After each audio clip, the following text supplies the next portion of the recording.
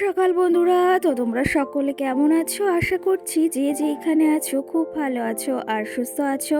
আজ নতুন আরও একটি ভিডিও তোমাদের সকলকে জানাই অনেক অনেক ভালোবাসা। আজকে হলো শুক্রবার আর এখন কিন্তু ঘড়ি কাটাতে সময় হয়েছে ওই সকাল 7:30 মতো। তো আজকের ব্লগটি আমি সকাল থেকেই শুরু করছি তোমাদেরকে সাথে নিয়ে। আশা করি আজকের ব্লগটি কিন্তু তোমাদের খুব খুব ভালো লাগবে। তো চলো দেখতে থাকো। আজকের সকালটা একটু অন্যরকমভাবেই শুরু করলাম, মানে ভিডিওটা। আজকে সকাল সকাল এদিকে সমস্ত কাজবাজ আমি সেরে নিয়েছি। আর এদিকে কিন্তু আমি আজকে ভাতটাও বসিয়ে দিয়েছি, যেহেতু 7:30 বেজে গেছে। আগে ভাতটা বসিয়েছি, তারপরে বাদবাকি সমস্তটা করব। আর আমি স্নান করার আগেই আজকে ভাতটা বসিয়েছিলাম, যেহেতু দেরি হয়ে গেছে সেহেতু কিন্তু ভাতটা বসিয়ে দিয়ে তারপরে স্নান টান করে এই যে চলে এসেছি ঠাকুর ঘরে ঠাকুর পুজো দিতে। আর তোমরা তো সকলেই জানো যে আমি সকালে সমস্ত বাসি কাজ সেরে আগে স্নান সেরে ঠাকুর পুজো দিয়ে থাকি, কিন্তু আজকে আগে ভাতটা রান্না করে নিয়েছি। তারপরে কিন্তু এইদিকে আমি ঠাকুর পুজো দিতে এসেছি, মানে স্নান ধান করে। আর এখন না ওই যে শিউলি ফুলটা অতটা পাওয়া যায় না, অনেকটা কষ্ট করে আজকে এই ফুলগুলো পেয়েছি। এখন কিন্তু ওই যে শীতের যে নানা ধরনের ফুলগুলো আছে সেগুলোই ফোটে। আর এই শিউলি ফুলগুলো কিন্তু ওই যে দুর্গাপুজোর আগ থেকেই ফোটে। আর এখন কিন্তু বেশ ফোটা কমে গেছে আর খুবই অল্প ফুলই পেয়েছি। তাও আমি ঠাকুর ঘরটাকে সুন্দর করে সাজিয়ে নিয়েছি। কারণ কি জানো তো, ঠাকুরকে সুন্দর করে সাজিয়ে গুছিয়ে পরিপাটি করে পুজো দিতে আমার ভীষণই ভালো লাগে। যেমনটা আমরাও পরিপাটি থাকতে বা আমিও পরিপাটি থাকতে পছন্দ করি, তেমনটা কিন্তু ঠাকুরকেও সবসময় সুন্দর পরিপাটি করে সাজিয়ে পুজো দিতেও ভীষণ ভালোবাসি। আমাকে অনেক দিন আগে একজন কমেন্ট করেছিল, একটা দিদিভাই বা বোন যাই হোক, যে চুল খুলে কিন্তু পুজো দিতে নেই, এরকম একটা কথা। তো আমি জানো তো এই কথাটা শুনিনি, তোমাদের মুখ থেকেই শুনলাম। আর এখন কিন্তু ওই যে চুল ছেড়ে পুজো দিই না, আগে কয়েকটা দিন দিয়েছি বেশ, কিন্তু এখন ওই যে চুলটা বেঁধেই কিন্তু পুজো দিই। আর এতে কি হয় অবশ্যই আমাকে জানিও, আমার কিন্তু জানা ছিল না, তোমাদের থেকেই এটা আমি শিখেছি বা জেনেছি। যাই হোক, এদিকে সকাল সকাল ঠাকুর পুজো দেওয়া কমপ্লিট হয়ে গেছে। এখন আবার যাব রান্নাঘরের দিকে। ওই যে শুধু ভাতটা হয়ে গিয়েছে, এখনও অনেক কাজ বাকি রয়েছে। তোমাদের দাদা ভাই আবার কাজে যাবে, এরপরে মামাও সোনা ঘুম থেকে উঠবে। কাজের কোনো শেষ নেই, কিন্তু ওই 11টা বলি কেন, 12:30 অবধি কিন্তু প্রচুর চাপ থাকে কাজের। মামামকে খাওয়ানো, স্নান করানো, ওর পেছনে সময় দেওয়া, রান্নাবান্না জানো তো একা হাতে সমস্তটা সামলাতে হয়। আর এই বয়সে কিন্তু এই সংসারটাকে বেশ ভালোভাবে চালাতে আমি শিখে গেছি এখন। আগে যদিও একটু মানে যখন নতুন নতুন বিয়ে হয়েছিল একটু সমস্যা হতো, কিন্তু সময়ের সাথে সাথে সব কিছুর পরিবর্তন হয়। আর এখন কিন্তু সংসারটা বেশ ভালোভাবেই চালাতে পারি, আর অতটা কষ্টও হয়ে ওঠে না, কিন্তু নতুন নতুন ভীষণই কষ্ট হতো। তোমাদের বললাম সময় কিন্তু সবাইকে সব সময় একরকম রাখবে এরকমটা নয়, সময়ের সাথে সাথে সব কিছু পরিবর্তন হয়। মানুষের চিন্তাধারা, মানুষের মন মানসিকতা সমস্ত কিছুর কিন্তু। তো যাই হোক, এদিকে সকালে আমার জন্য চা বানিয়েছি। আর গলাটা কিন্তু ভীষণ ব্যথা, এখন কিন্তু বেশ ঠান্ডা পড়ে গেছে। সকালে কিন্তু স্নান করাটা এই যে কয়েকটা দিন পর থেকে ভীষণই কঠিন হয়ে যাবে, কিন্তু তাও কিন্তু আমি সকালবেলা স্নান করি, কারণ একটা অভ্যাস হয়ে দাঁড়িয়েছে। সেই অভ্যাসটা কিছুতেই আমি করতে পারি না, ওই জন্য সকালেই স্নান করি। আর সকালে স্নান করলে না একটা নিজের ভেতরও ভালো লাগে, যে নিজেকেও ফ্রেশ মনে হয়। আর স্নানটা না করলে আমার ভেতরও ভালো লাগে না কিন্তু। আর স্নানটা করলে নিজের মানে কি বলবো, মনটাও ভীষণ ফ্রেশ হয়ে যায়। এদিকে তো আমি বসে বসে চা খাচ্ছি, আর আমাদের বাড়ির এখানে প্রচুর পরিমাণে বিড়াল হয়েছে। মানে মাছ কাটতে বসলে আর এখানে কোনো কিছু করলে, এই যে দেখো চা খেতে বসেছি চলে এসেছে। তো মুড়ি দিয়েছি, মাখিয়েছিলাম মুড়ি ওই যে মানে চানাচুর পেঁয়াজ টিয়াজ দিয়ে। তো উনি আবার সেটা খাবেন না, চলে গেল, তোমরা তো দেখতেই পেলে। আর তোমাদের দাদা ভাই এইদিকে কিন্তু আজকে মাছ এনেছে। সেটা হচ্ছে কি মাছ জানো তো, এটা হচ্ছে রূপচাঁদা মাছ, আমাদের বাড়ির সকলেই ভীষণ পছন্দ করি।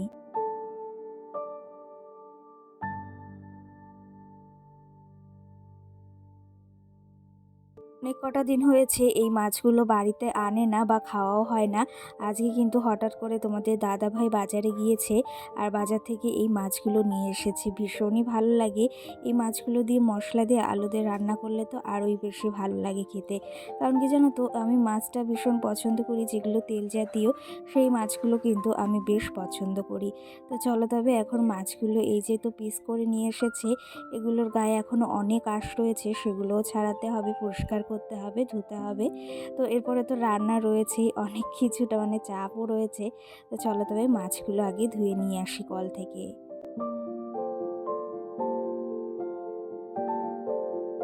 এদিকে এই যে মাছগুলোকে কলপাড়ে নিয়ে এসেছি, এগুলোকে এখন পরিষ্কার করব।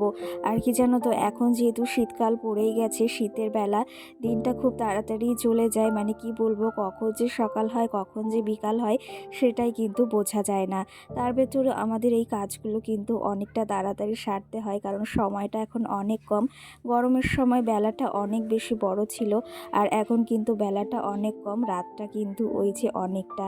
তো সেই ক্ষেত্রে এখন কিন্তু ওই 5টা বাজলেই তার আগেই প্রায় সন্ধ্যা সন্ধ্যা লেগে যায়। আর কিন্তু হাতেও আমাদের খুব কম সময় থাকে, আগে কিন্তু অনেকটা সময় পেতাম।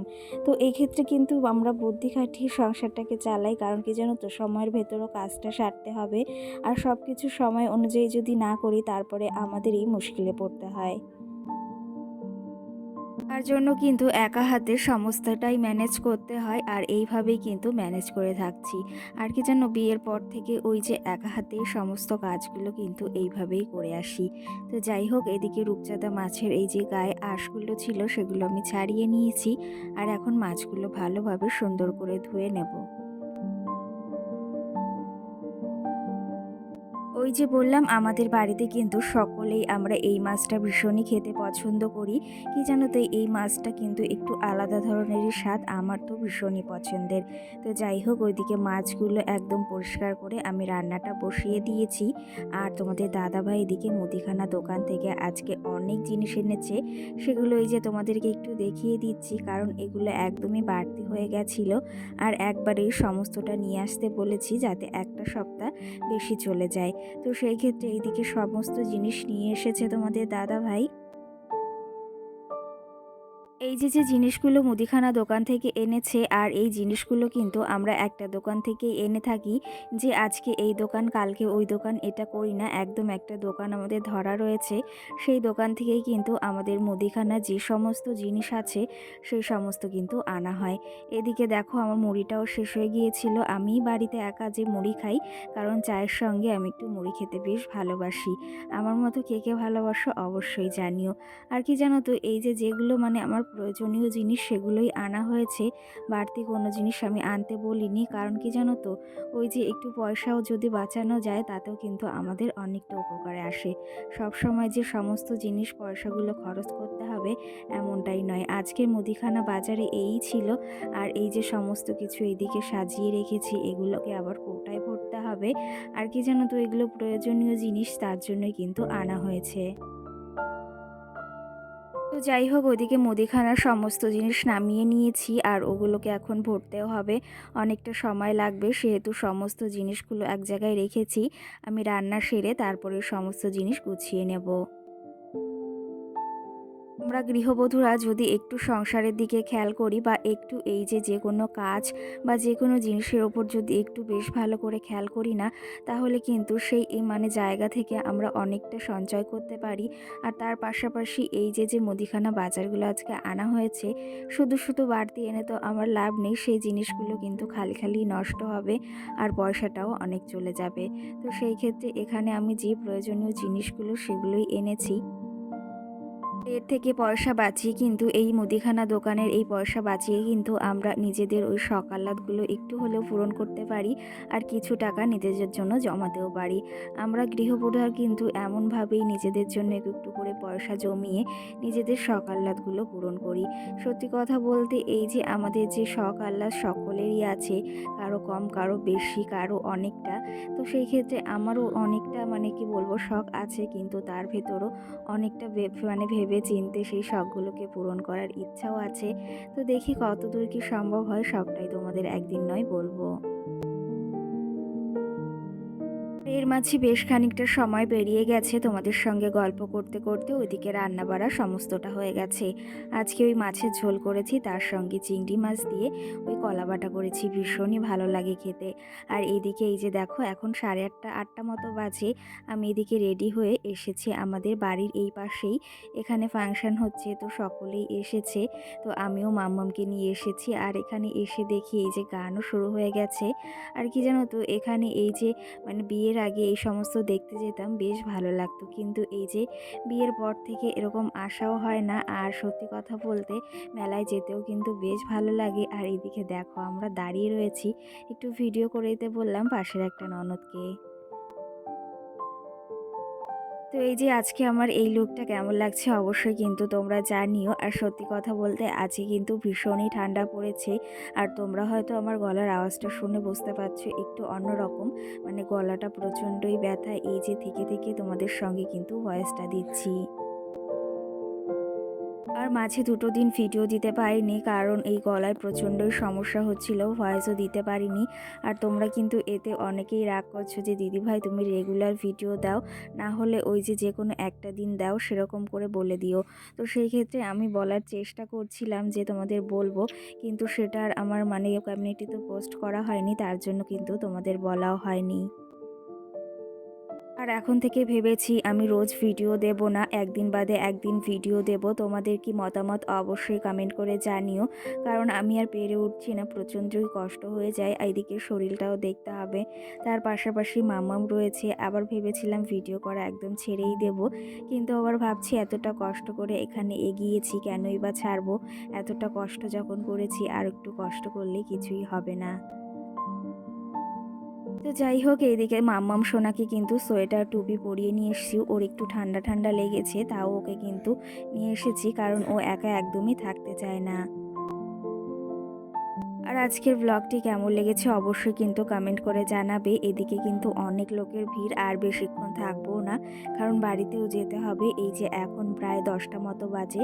চলো তবে আজকের ব্লগটি এই অবধি, সকলে ভালো থেকো, সুস্থ থেকো।